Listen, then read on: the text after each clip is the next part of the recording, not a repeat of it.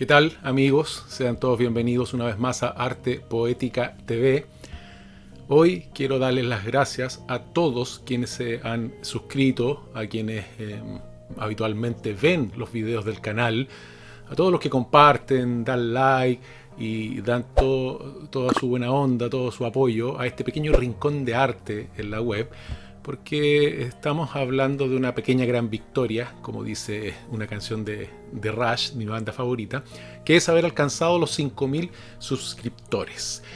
El canal ya tiene algún tiempo, el crecimiento ha sido bastante lento, pero seguro, como dicen por ahí, y creo yo que es una pequeña gran victoria, un pequeño logro, sobre todo considerando que este canal nunca ha apuntado a ser un canal muy masivo, sino a llegar a ciertas personas, las personas precisas, gente específica que está buscando ciertos temas. Y espero que todo lo que se ha ido compartiendo aquí, lo que se seguirá compartiendo, realmente les guste, les agrade, les dé esta inquietud intelectual de buscar otros temas, de leer sobre todo, de informarse en esta paradójica era de información que también es la era de la desinformación y, como decimos con mi gran amigo el profesor Sergio Benavides, la edad de la ignorancia. Esperamos de alguna manera poder contribuir a todo lo que es ese esfuerzo de subir un poquito el nivel cultural de nuestro tiempo, humildemente desde este pequeño rincón. Y hoy día, para agradecer a toda la gente que se ha suscrito y que nos ha permitido alcanzar esta pequeña gran victoria, digamos, no solamente para mí, sino para todos los que participamos de alguna u otra forma aquí en el canal, como les decía Sergio, profesor Sergio Benavides, con quien hacemos este programa dedicado a la divulgación científica, que es La Edad de la Razón. Por supuesto, a mi gran amigo Boris Durán, con quien tenemos este programa que ya ha superado las 70 versiones, dedicado al cine y a la literatura también, que es Los Amigos del Señor Cairo. Y por supuesto, un abrazo grande a la distancia a mi gran amigo Patricio Salfate tras la viña, que está allá en Rusia y que siempre está contribuyendo con su música, con ideas, a todo lo que se hace acá en el canal. Y hoy día, como les digo, para agradecer eso, voy a darles 5 pequeñas recomendaciones o 5 muy breves reseñas de 5 libros que son realmente impresionantes y que nos permiten, si no los conocemos o si estamos entrando en el mundo de los libros, y a pesar de que llevemos mucho tiempo como lectores, pueden ser libros que pueden llegar a sorprendernos mucho, muchísimo, a impresionarnos mucho, si es que aún no los conocemos. Por lo tanto, les voy a recomendar hoy día en este video especial 5 libros realmente impresionantes.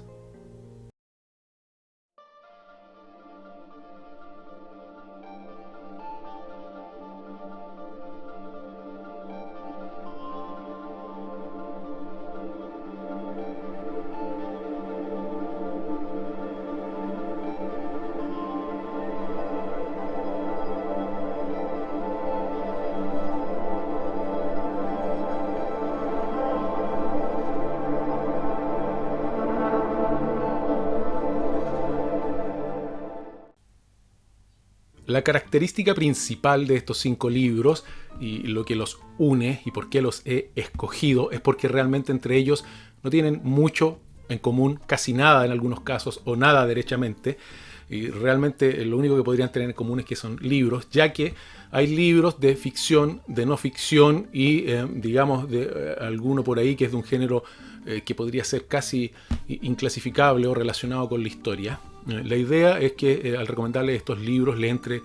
a ustedes esta curiosidad por conocer más, tanto de la literatura, de la ficción, como de la no ficción, o otros temas que son tan vastos que tienen que ver con el conocimiento. El primero de estos libros es un libro de ficción, es una novela que yo la he mencionado más de una vez en alguno de los directos que hemos hecho aquí en el canal, y que es el libro La vida y hechos de Alexis Sorba, del gran escritor griego Nikos Kazantzakis. ¿Por qué tengo aquí este libro en el primer lugar? Digamos que no es un ranking, como decimos siempre con mi amigo Boris, no estamos hablando de un ranking, son 5 libros que no están rankeados, digamos. porque es un libro tan impresionante en lo que constituye la ficción, porque es uno de aquellos escasos libros que logra de alguna manera fundir este límite entre la realidad y la ficción, ya que este personaje de Zorba existió realmente, pero el autor Nikos Kazantzakis lo transforma en un personaje literario de tal intensidad que es de esos personajes que cuando tú lees el libro realmente nunca más te olvidas de él. Y es de esos personajes que se suele decir en el lugar común que respiran a través de las páginas y que siguen respirando una vez que tú terminas de leer el libro. Existe una gran adaptación al cine con una actuación que es memorable del tremendo Anthony Quinn, pero a pesar de ser una gran película, como suele ocurrir con las grandes obras, hay muchísimo más en el libro. El libro plantea temas que no están tratados en la película. La película finaliza, de hecho, con un episodio que es intermedio del libro. Y tiene tal riqueza este libro, sobre todo la contextualización del personaje, que es este narrador que va interactuando con Zorba respecto a su propia filosofía de vida y cómo su filosofía de vida se ve, digamos, remecida hasta los cimientos por esta fuerza vital que está llena de vitalidad y además también teñida de ignorancia del personaje de Zorba, pero que remece a este otro hombre, este otro intelectual, y lo hace replantearse la vida o su visión de la vida intelectual de una manera completa. Es un libro impresionante, de aquellos libros que tú sientes al personaje vivir y que al final, cuando el personaje ya se despide, tú también mueres un poco con el personaje. Sin spoilear nada, sin adelantar nada del libro, pero es un personaje que sigue viviendo. Yo les recomiendo muchísimo, si es que no han leído a Nikos Kazantzakis, pueden partir por este libro y es de un valor literario enorme, tremendo, un libro impresionante. El segundo de los libros de esta lista es un libro de no ficción. Es un libro que podría ser clasificado de alguna manera como una especie de reportaje o incluso de historia, o más precisamente como psicología forense, porque este libro se titula Dentro del monstruo. Fue escrito por Robert Ressler, es el autor. Robert Ressler es, digamos, un criminólogo, escritor, pero que también trabajó como asesor de las policías en Estados Unidos y en Inglaterra también y en otros lugares. Y en este libro Robert Ressler nos narra desde su perspectiva profesional, personal, todo lo que tiene que ver con los asesinos en serie y los asesinatos seriales, principalmente en la segunda mitad del siglo XX, casos en los que él tuvo directa participación. De hecho, es muy significativo el hecho de que el término asesino serial o asesinos en serie fue inventado, acuñado, creado por Robert Ressler. Realmente es un libro que es más allá del calificativo impresionante, es un libro que nos permite sumergirnos en las profundidades de la psique humana, en los impulsos humanos, en cómo muchos de estos individuos que han sido en cierto sentido glorificados a veces por los medios de comunicación y a los cuales se vuelve una y otra vez en sus historias, realmente nos derrumban todas nuestras concepciones, porque estamos hablando de individuos, estos asesinos en serie, en muchos casos que es gente aparentemente normal, que puede llevar una doble vida y que pueden ser sujetos muy racionales hasta la frialdad incluso. Y los asesinos seriales realmente descubrimos que tienen bastante poco en común con estos asesinos ocasionales, oportunistas o llevados por un impulso. Aquí hay casos descritos, narrados, incluso entrevistas que tuvo Robert Ressler en persona con ellos, como Jeffrey Dahmer, el caso del famoso John Wasey, este payaso pogo. Bueno, y una serie de casos que no son tan mediáticos, pero a través de los cuales Robert Ressler nos ejemplifica y nos explica qué podría haber, sin llegar nunca al fondo de esta psique humana, detrás de las mentes de estos asesinos. Es un libro para la gente a la que le interesa el tema, sobre todo la psicología o alguna de las ciencias relacionadas con la ciencia forense. Es un libro imprescindible. También es un libro que también puede ser leído por la gente a la que le interesa la historia. Y digamos, es un libro cautivante, es un libro donde queda de manifiesto todo el mal, toda la maldad, toda la perversidad que puede alcanzar la mente humana, y realmente es un libro impresionante. El tercero de los libros de esta serie es un libro que nos sumerge aún más en las profundidades de la naturaleza humana, y es uno de estos libros que yo les decía que es un poco inclasificable, aunque es un libro que podría ser clasificado dentro de la documentación histórica. Este es un libro que está relacionado con la bomba atómica, con la explosión de la bomba atómica sobre la ciudad de Hiroshima. ¿Y qué tiene de particular este libro, Unforgettable Fire, o Fuego Inolvidable? Es que el génesis de este libro es que en los años 60, fines de los 60, comienzos de los 70,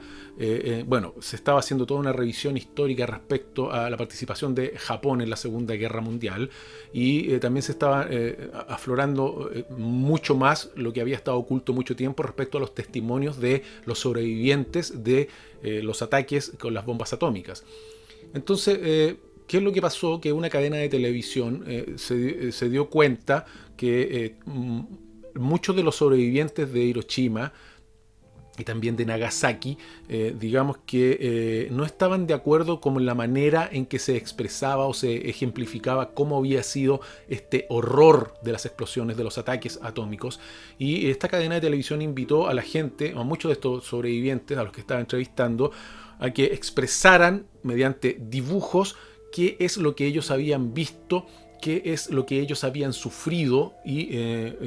sobrevivido en estos ataques. Y el resultado realmente es un libro que, independiente ya de la ficción, de la no ficción, de la literatura, de la historia, de lo que sea los reportajes, es un libro que a mí se me ha quedado realmente grabado, porque es una de las cosas más impresionantes que he visto. Yo les voy a dejar el enlace en la descripción, digamos, la lectura digital de este libro, donde ustedes pueden echarle una mirada completa a este libro, Unforgettable Fire, porque no es un libro que sea muy fácil de encontrar, y realmente está lleno de ilustraciones. Tenemos que pensar que hay gente común y corriente como nosotros, que no son dibujantes y que están recurriendo a su memoria para ilustrar lo que ellos vivieron, y yo creo que este libro es más impactante que cualquier reportaje fotográfico de guerra que uno pueda haber visto. Alcanza este libro, digamos, unos niveles de horror que es realmente es difícil de comparar con reportajes, con filmaciones o con testimonios, digamos, escritos. El libro va acompañado en sus imágenes con relatos de los sobrevivientes, pero realmente a veces las imágenes funcionan incluso por sí solas. Les voy a dejar el enlace, como les digo, y es un libro que, es una recomendación que no es para todo el mundo, tampoco para gente sensible, a pesar de que los dibujos puedan parecer muchas veces infantiles. Pero si queremos adentrarnos un poco más y tratar de alcanzar un mínimo atisbo de comenzar a comprender lo que es la naturaleza humana, y sobre todo pensar que hay cosas que no deberían volver a pasar, es imprescindible ver un libro como este, un libro impresionante. El cuarto de estos libros, ya volviendo un poco a los terrenos de la literatura, es un libro de ficción, pero que también difumina estos límites respecto a lo que es la ficción y la no ficción. Se trata de uno de los libros de uno de los más grandes escritores, uno de mis escritores que yo admiro, amo hasta la saciedad, y es uno de los libros de Oscar Wilde. Oscar Wilde normalmente es visto como un gran cuentista, como el creador de aforismos, de frases y de sentencias muy ingeniosas. Se le cita muchas veces como un referente de la ironía. Además de eso, a pesar de que su única novela es el retrato de Dorian Gray, también alcanzó una cima dentro de la novelística, pero también, además de eso, es recordado como un excelente, grandioso, tremendo dramaturgo, lleno de este ingenio, de esta profundidad psicológica. Pero no muchas veces se suele recordar que Oscar Wilde también fue un poeta realmente extraordinario. Este libro es La balada de la cárcel de Reading. La cárcel de Reading fue el lugar donde Oscar Wilde fue llevado a purgar su condena por estos supuestos crímenes de la época que tenían que ver contra la moral y las costumbres públicas, y donde pasó cerca de 2 años. Este libro está aquí dentro del canal, declamado de manera íntegra por quien les habla, y tiene una historia también muy conmovedora, realmente impactante, porque tiene que ver con la pena de muerte. Oscar Wilde, estando en la cárcel de Reading, que aún, digamos, existe físicamente, aunque si no me equivoco ya no es ocupada por presidiarios, él presenció una ejecución. Esta ejecución, digamos, fue